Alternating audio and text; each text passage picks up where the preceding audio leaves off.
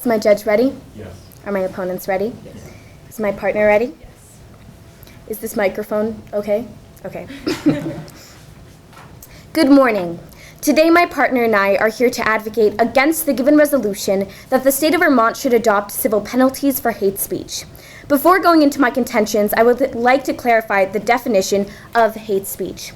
According to Cornell University of Law, hate speech is an expression of hatred for some groups. It is an incitement to hatred against protected groups.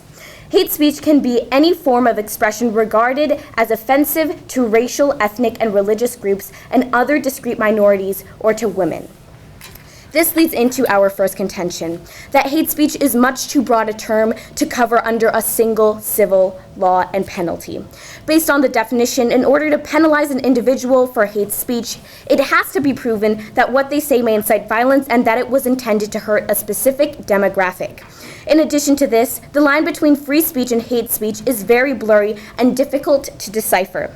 According to the Ministry of Justice, which said that they dismissed 9,400 cases because it was too difficult to decipher the line between hate speech and free speech. And according to the Division of Public Education, quote, when a conflict arises, a balance must be found that protects the civil rights of all without limiting the civil liberties of the speakers, unquote. As the Stanford professor Alexander Tsessi says, quote, speech can just as easily justify genocide as it does the equal enjoyment and protection of civil rights, unquote. If hate speech follows its legal definition of inciting violence, then other more severe penalties come into question. This leads into our second contention, that there are already laws in place that allow the government to prosecute hate speech. The First Amendment does in fact come with loopholes. Justice Frank Murphy stated, quote, there are certain well-defined and limited classes of speech. These include the lewd and obscene, the profane, the libelous, and the insulting or fighting words, unquote. In Vermont, there are already laws against these loopholes. According to Didier criminal defense lawyer Ave Mintz, who said, quote, disorderly conduct in Vermont and across the nation is punishable by up to 6 months in jail and a fine up to $500 or both. If the defendant destroys or damages property, it is punishable by up to 5 years in prison and a fine of $1,000 or both, unquote. And law officers of Mark Sherman says that for breach of peace, quote, you must be accused of having the intent to cause alarm, you use obscene or verbal abusive language, assault, strike, or threaten another individual, or exhibit or display offensive or indecent material, unquote. In addition, UVM, along with 350 public universities, adopted speech codes regulating discriminatory speech by faculty and students. Finally, our third contention is that adopting a civil penalty for hate speech would be ineffective. In Denmark, one of the places where civil penalties are in fact enforced as a punishment for hate speech, people are revolting because the government has taken the line way too far. According to Dr. Jacob Machanga from Columbia University, quote, when Denmark's hate speech ban was instilled, there were deadly attacks against hate speech law advocates, unquote. Other countries that have failed to enforce civil penalties as a consequence for hate speech include France, Sweden, UK, and Finland, where in some other places, hate speech rates have been even proven to be on the rise. In addition, there have been no records of any state in the United States to implement civil penalties for hate speech. If a civil penalty is not working for other countries and has no record of being implemented in any states of the U.S., then it will not work for Vermont. There is a reason why no other states have civil penalties for hate speech, and that is the failure in other countries and unclarity of speech itself. Hate speech and the need of civil penalties is too hard to classify and charge, and for the biggest issue regarding hate speech, there are already laws instilled. Therefore, it is clear that a civil penalty will be ineffective and unsuccessful in Vermont. For these reasons, I strongly urge you to vote a con ballot. Thank you.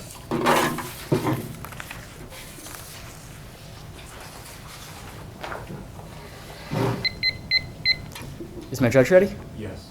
Are my opponents ready? Yes. Is my partner ready? Good morning. I'm happy to be here to debate the following resolution, that Vermont should adopt civil penalties for hate speech. But before we begin, let me offer a clear definition of exactly what hate speech is. According to the Merriam-Webster Dictionary of Law, hate speech is speech that is intended to insult, offend, or intimidate a person because of some trait, for example, race, religion, sexual orientation, national origin, or disability. I strongly affirm the resolve and support my conviction with the following three contentions.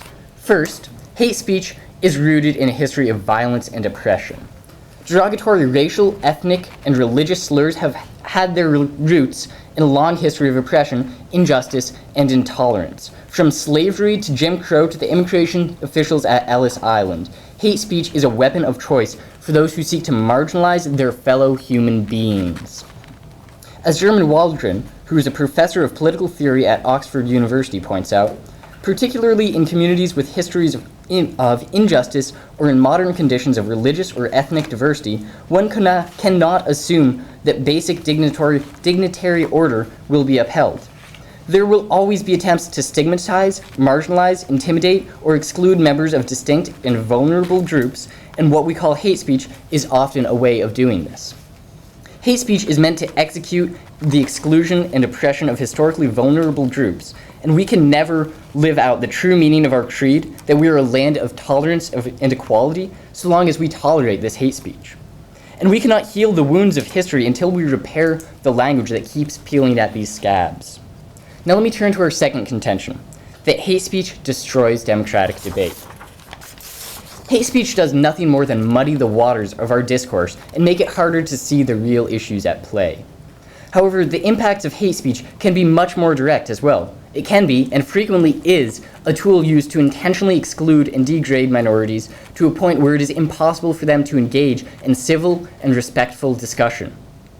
As the Supreme Court of Canada has written, hate propaganda contributes little to the aspirations of Canadians or Canada in either the quest for truth, the promotion of individual self-development, or the protection and fostering of a vibrant democracy where the participation of all individuals is accepted and encouraged. Democratic debates depend on civility and respect, and we cannot continue to have these debates if we continue to put up with hate speech. Now let me turn to our third and final contention, that governments have a duty to protect their people. This happens in two distinct ways. First, hate speech is undeniably connected and even conducive to hate crime, and so penalizing hate speech is a way of addressing hate before it is translated into action. To protect its people from hate crimes, governments have to attack the source of the problem, when that is hate speech. Furthermore, the job of the government is to assure the rights of its people. And so it is the government's job to intervene when an entire portion of the population is being insulted, degraded, and marginalized through its use of historically powerful words and ideas.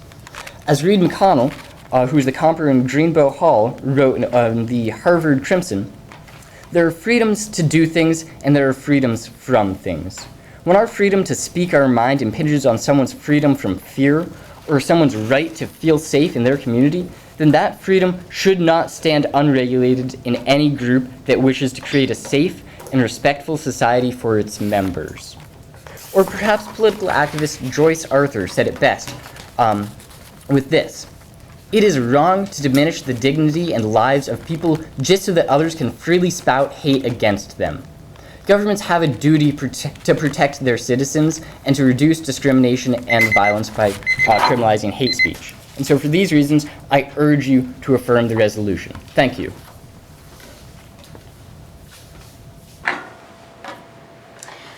Sorry. So one thing I wanted to talk about, you talked about the connection of hate speech to hate crime. Do you have any evidence that shows the causation between the two? Well, they're both obviously motivated by hatred, would you not agree?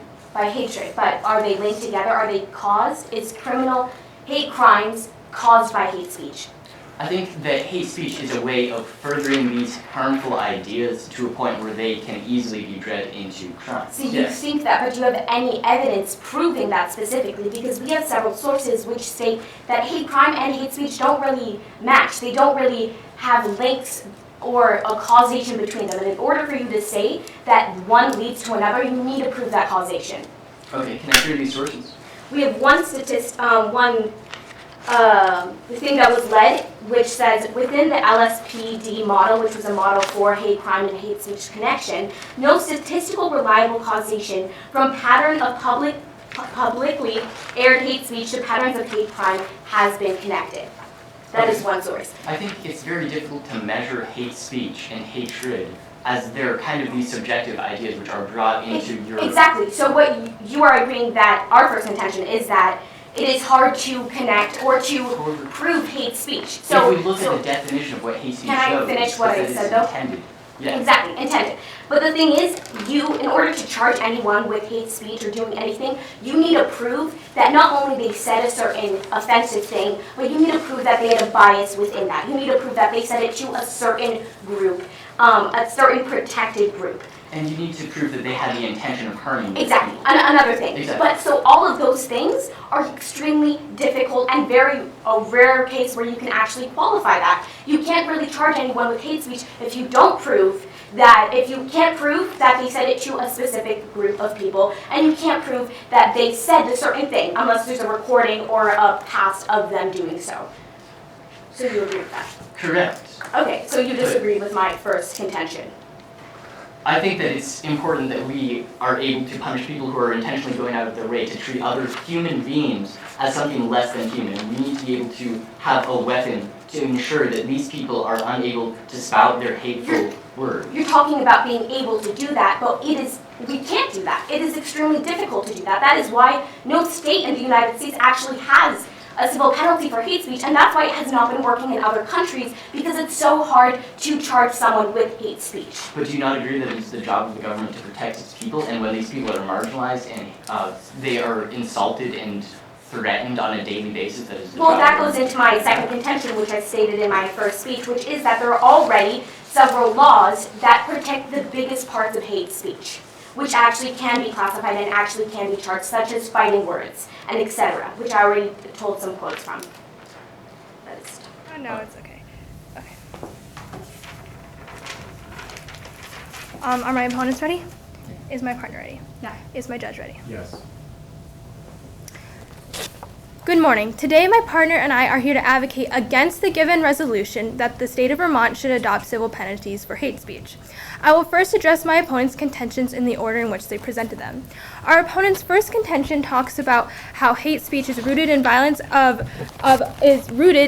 oppression, and how we need to take actions because it is historically degrading. But they're unaware of the fact that they are arguing for civil penalties, and civil penalties are only a fine of a few $100s or a few $1,000s. But actually, with what my partner and I already talked about with the laws that are already in place, there's a harsher punishment. And if they're saying that hate speech is so awful that we need to have a law against it, wouldn't you agree that there needs to be a harsher punishment? For example, for disorderly conduct, you can have up to 6 months in jail, and for breach of peace, you can have up to 3 months in jail. So instead of just having a simple few $1,000s that you have to pay a fine, it's the same punishment that you get for evading taxes. And this is clearly, if they're emphasizing that it's such an awful thing, then clearly there needs to be a harsher punishment, such as a criminal offense rather than just a civil offense.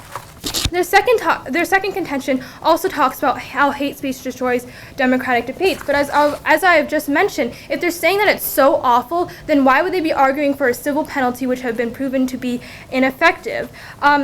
I have a quote that says, "Although enforcement procedures are considered in general to be effective for serious cases, there is perceived to be inaccurate deterrence for civil penalties." And if they're saying that this is so serious that we need to have a law and it's actually not working, it's ineffective. Criminal sanctions are reserved for the most serious controversies of the law. And again, this is saying that if they're so serious, then we should have a criminal offense rather than just a civil offense.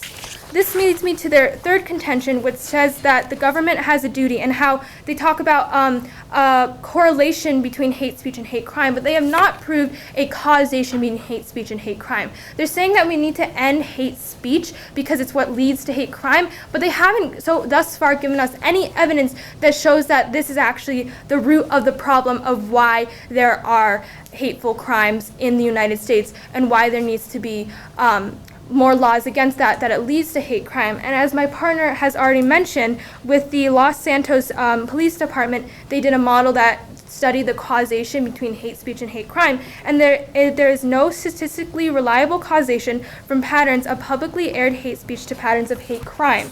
Has been demonstrated despite the proliferation of hateful and violent speech within our public forums. There is even weighty evidence that within Western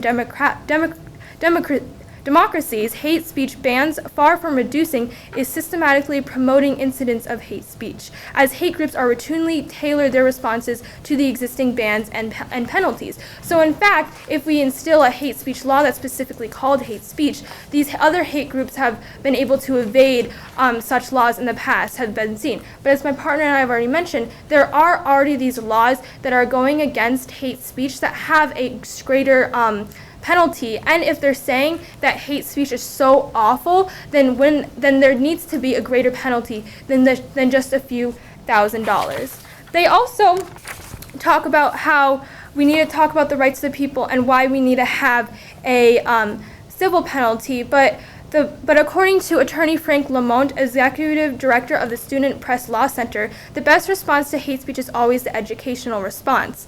It's very hard to punish people and to be more open-minded. Even if you could constitutionally file a civil action against someone for hateful speech, it does not produce anything other than a short-term satisfaction and an angrier and more determined opponent. As I've already mentioned, it shows that it will create more issues and it'll have a more determined opponent to make hate speech problems even greater. So it's obviously not doing what it's intended to do. So for these reasons, I strongly urge a con ballot. Thank you.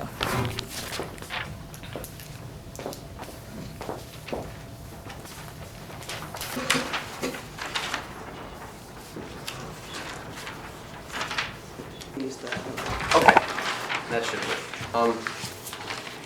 All right. Is my judge ready? Yes. Are my opponents ready? Yes. Is my partner ready? Yes. Okay. So I'd like to begin with my opponent's contentions, and then time willing I'd like to move on to our own. My opponents had three primary contentions. Their first was that hate speech is too broad a term to properly prosecute. They said that it was very hard to define and often subjective. However, turn to the political activist Joyce Arthur. She claims that defining a crime with certainty, clarity, and consistency is something subjective, and it's a subjective exercise, but one that courts are expressly designed to do. Hate speech can be defined and prosecuted fairly without going down a slippery slope. An example is Canada's Taylor test, in which hate speech must express unusually strong and deep-felt emotions of detestation, calumny, and vilification. These are worded just like other laws such as malicious intent, and expert courts can deal with these cases on a case-by-case situation and accurately prosecute them with no issues. I'd like to turn to my opponent's second contention, that there are already laws in place to penalize some speech. I'm confused because my opponents might argue that these laws are too subjective. They contain the words offensive and indecent phrases. There's a contradiction in their criteria. They say these laws are good, but I would assume that these are too hard to prosecute because they're worded subjectively. They say offensive and indecent, and so maybe we should repeal these laws. Hate speech laws need to be in place because there are not enough laws. You can go around in public today and degrade upon minorities in America. You can walk around and you might hear the word kike and wop, and these words that are so degrading to these minority peoples. These are Americans and these are valuable Americans, and the laws in place to penalize that kind of speech isn't in place right now, and we need those in place. I'd like to turn to my opponent's last contention. They claim that adopting hate speech laws are ineffective. However, as Eric Hines, professor of law and humanities at Queen Mary University of London and scholar on hate speech law, says, perhaps hate speech bans cannot be proven to reduce discrimination, but it is vital for governments to take a clear stand in principle against hatred and intolerance. Western democracies must set an example. Even if they fight discrimination in other ways, they should ban hate speech to set an example for their citizens and on the world stage. The United States cannot stand for hate speech. This is a modern democracy, and we are moving beyond this kind of intolerance and xenophobic message. We are moving beyond this just like every other democracy. And surprisingly, the most advanced democracy on the planet is lagging behind. Every other democracy has this in place, and America is the only one left that doesn't have this. I'd like to move on to our own contentions. We have three contentions, and I'll remind you of them now. Hate speech is rooted in a history of violence and oppression. Hate speech destroys democratic debate. And third, governments have a duty to protect their people. Our first contention talks about the fact that words arise from horrible times in the past, like the Holocaust and antebellum slavery.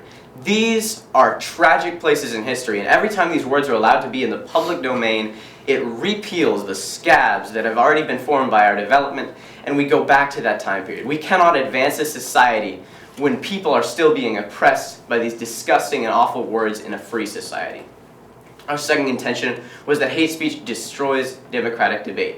It is impossible to reach any civil dialogue when people are treated as less than human with the words that are thrown about in our society and in our debates. It is impossible to reach intellectual thought and move on with those words in place.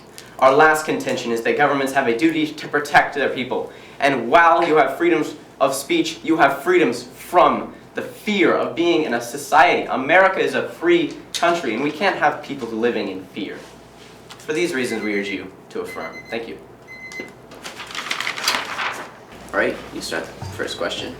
Okay, so if you're saying that hate speech, as you mentioned in your speeches, is so awful and degrading towards these minorities, then why are you only suggesting a civil penalty, as I have proven that it's ineffective? I'm just suggesting that we start with civil penalties But so you're that actually, we can show that we don't approve of it. But the resolution is that that the state of Vermont should adopt civil penalties. For hate So speech. therefore, you're advocating for civil penalties, not just any penalties. You're advocating for no penalties.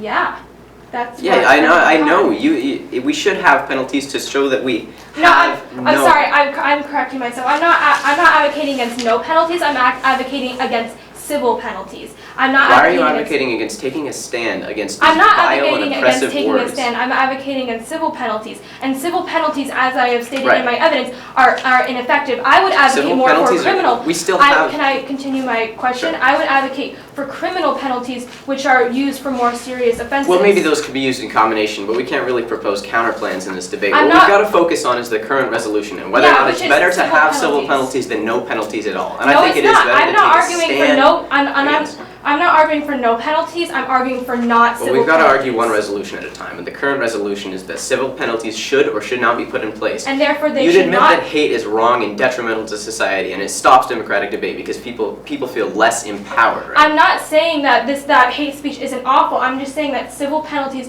are not a harsh enough So you penalty. start from the premise that laws like that don't work at all, like I have speeding evidence. tickets and drunk Yeah, but driving that's civil for speeding penalties. tickets and drunk driving. If you're saying that it's so awful, it's degrading people, it's making people not be able to live in society, Nobody said then how why? bad we should have the civil penalties. Then why would you How have a civil incredible it should penalty be. that's comparable to someone who evades their tax or has a speeding ticket? All we're trying to do is get people to not say something, and if you fine people a few $1,000s or something every time they say a word, hopefully we'll get them to stop saying the word. I would like to bring that up. So you're saying that if you can Well, find you've already someone- asked a question. I'd like to ask you a Okay. question now. So you said that adopting hate speech laws are ineffective, but do you realize how hard it is to measure hate in a society? Exactly, that actually proves my point. It's impossible to measure the hate No, speech. so we can't measure quantitatively how effective it's worked, but we can take a stand, a clear and powerful stand against hatred. And hate speech germinates intolerance, not through discrete causal traces of events, but through cumulative effect, as Aaron Hayes said. He said, because of that, it's impossible to measure the amount of hate in society, but we still have to measure. We still have to penalize it.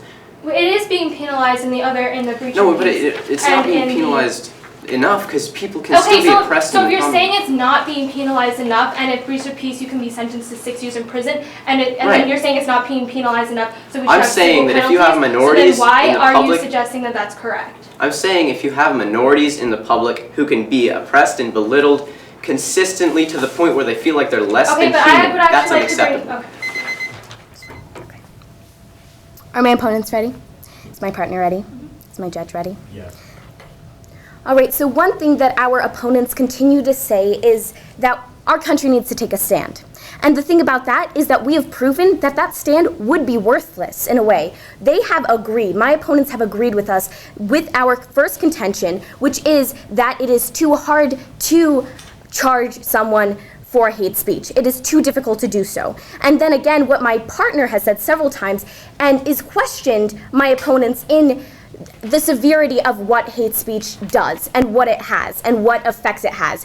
So then she's questioning whether that would lead, if they're suggesting a criminal penalty instead of a civil one, because a civil penalty may be too lenient in those sources if it is in fact hurting our government, if what they're saying may be true, if their statements are correct. Another thing we need to look at is they're questioning, they pulled a quote from a politician speaking for the courts about saying that it is simple and easy to classify hate speech and to charge someone with that. But they were taking a quote from a politician and speaking for court. So I don't really think that is very valid in this debate. Another thing we need to look at is the First Amendment. The First Amendment does protect speech, but it does have some loopholes, which I stated in my first speech, which are in fact fighting words and other things. And for those loopholes specifically, there are already rules and laws instilled.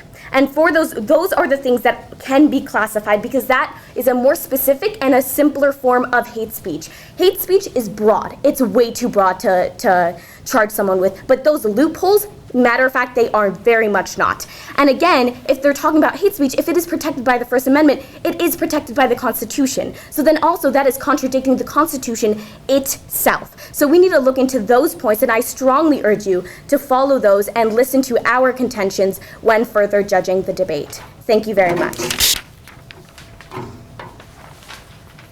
Is the judge ready? Yes. Are my opponents ready? Yeah. Is my partner ready? Yes. Okay.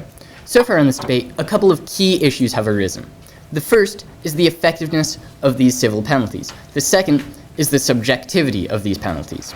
Now, let me move on to the first issue here, the effectiveness of fines. Now, my opponents are stating that these fines are not extreme enough, that if these issues of hate speech are as horrible and awful as we are saying that they are, then we need much stronger penalties. However, at no point anywhere in this debate has anyone suggested that we get rid of the old penalties. All that we are saying is that we need additional penalties to go on top of these current punishments for hate speech and for other offensive and dangerous words. The second issue here is that these words and phrases can be very subjective, according to my opponents. However, these words, these phrases, they have no other purpose in our society. As we have brought up in our opening speech, these phrases do not contribute to the conversation. They do nothing more than muddy the waters. And as the definition that we provided says, these words, or hate speech, is defined by something which is intentionally used to harm other people. There is no other reason why anyone would be using these words, these phrases that are used solely to oppress and to insult other human beings. This is not a subjective matter. This is merely a matter of whether or not they are using these phrases, these words, which have no other purpose in our society. And so having addressed both of these major issues which we have seen arise so far in the debate, as my opponents have not addressed the majority of our contentions in a suitable manner, I would like to urge you to affirm the resolution. Thank you. So I actually was wondering, you just spoke in your speech about furthering punishment, so adding a civil penalty to something else. Could you elaborate a little bit in that, because it's a little bit confusing? Because are you talking about the loophole laws that are already instilled? No, what or we're saying is that we should have additional penalties for hate speech. additional penalties to what? The civil penalties and Exactly. The civil penalties, because, okay, well, moving on. So one thing you guys haven't really talked about is the First Amendment. So we talked about how the only thing that is accepted or like not in the First Amendment and excused are the loopholes, which we already stated. And for those loopholes, there are already civil penalties in Vermont. So what can you say about hate speech? So the reason those loopholes are in place is because when your freedoms infringe upon the freedoms of another person, you cannot have those freedoms. That's why you can't have defamation, because you can't have competition of businesses if this business isn't trusted because of defamation. So these things are meant to balance the scales, and we're saying you can't have a balanced scale when minorities are being oppressed, and so we're calling for more equal But won't you rights. agree that hate speech is protected in the Constitution, No. in the First Amendment? It very much is. With the No, I with wouldn't breach of argue peace that it and with is. the and with the breach of peace and with disorderly conduct, it's already takes care of the hate speech that we've talked about. So therefore, having civil penalties for hate speech on a broader level, which you guys are arguing for, is against the Constitution of the First Amendment. Because and so therefore it is protected in the Constitution, and so we don't need to have these additional useless penalties that will just charge the people I would say the fact, $1,000. the present state of American society is evidence enough that penalties aren't in place enough. And but that would be against the First Amendment again. Like if we put in It's not against the First Amendment. Yes, it is. Playing grounds of African Can I Americans being can I also oppressed ask by other you? So people's if you're language. suggesting that we have civil penalties, how do you know that that it's actually going to stop people from using hateful speech? It acts as a logical deterrent. So logical deterrent, but do you have any evidence where it's actually worked? Because another thing is So hate speech. I explained last Can I add on? Crossfire. I'd like to rebut that first. Okay. So I added in last Crossfire that it's really impossible to measure hate. All Like, we can work we from already- this Well, actually- is an ideological perspective. If you Okay. deter people from speaking out, that's the whole purpose of laws, is to deter people from acting. But we're Yeah, saying but do that you have any evidence that will actually be successful? Because I have evidence that says in Denmark, France, Sweden, Finland, and the UK, it has been unsuccessful. And I think a lot of that traces back to the political climate of these regions as refugees are pouring in. There's this huge clash of cultures. Of course, there's going to be some rise in hatred as these two cultures, who are very radically different, collide. And so we cannot pin this entirely on these hate speech bans, as you were trying But to again, say. if it's against the First Amendment, it's against the First Amendment. It would basically, you can't have civil penalties. But it's really not against the First Amendment.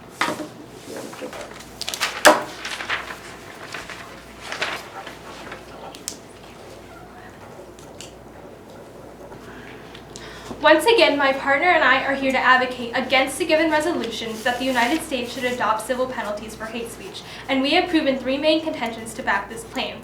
First, hate speech is much too broad of a term to be covered under a single law. Additionally, there are already laws in place which will allow the government to prosecute hate speech. And thirdly, adopting a civil penalty for hate speech would be ineffective. So first I would like to address the point that our opponents have agreed with our first contention, that saying that hate speech is too broad of a term to be covered under a single law. They've already established that they agree that there's too muddy of waters to be able to define between what is hate speech and what is free speech. And also, they have not refuted our fact that we mentioned in the crossfire about the First Amendment and how hate speech actually does go against the First Amendment. So we already have actions in place that go against hate speech and protect these groups which they are saying are being so discriminated against. I would also like to bring up the fact that their three contentions all revolve around the same idea, that these minority groups are greatly being affected awfully and detrimentally. And as my partner and I have proven, rendering all three of their contentions inaccurate of how it's rooted in violent oppression, how hate speech destroys democratic debates, and how the government has a duty to hate speech, is that civil penalties are not effective. As my partner and I have already proven thus far, civil procedures are not effective in the greatest severity of these crimes. And if they're saying they're so awful, then it's obvious that civil penalties are not the solution to the problem at hand. And so for these reasons, it is very clear that hate speech is too broad a term to be covered under a single civil law. There are already laws in place that the government will prosecute hate speech with more severe punishments than a civil penalty will have. And adopting a civil penalty for hate speech would be inaccurate, as shown in several countries which we've stated where it's been inaccurate, and they have provided no cases where civil penalties have been effective. So for these reasons, I strongly urge a con ballot. Thank you. Is my judge ready? Yes. Are my opponents ready? Mm-hmm. Is my partner ready? Yes. Okay, so I'd like to take a step back and look at the ideological implications of this debate. The fact is that we as a people have made many mistakes, but we can learn from those mistakes. Historically, oppressive majorities have systematically and routinely targeted and marginalized minority groups through the use of words meant to degrade and demoralize another human being. This tactic is undeniably abominable, but it is not inevitable. We can make a decision that we cannot and we will not tolerate hate in our society. Hate speech is deeply rooted in a history of oppression and intolerance, but we have the ability to pull up from those roots. We as a society can make a decision that we are better than hate. We will fight it. To not take a stand against hate is to ignore the lessons of history, the Holocaust, the slavery.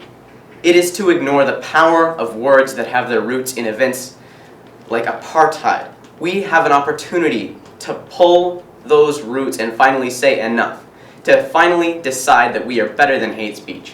America can't lag behind in the benefits that other democracies have seen across the whole world. And for these reasons, we urge you to affirm the resolve. Thank you. Thank you. Nice job, everyone. Thanks. you. Good job. See you again. See you. Yeah. See you again next Nice time. job. Good job. Thank you for Nice that. job. Thank you. Thank you. Thank you. Nice job. Thank you. Thanks. Nice job.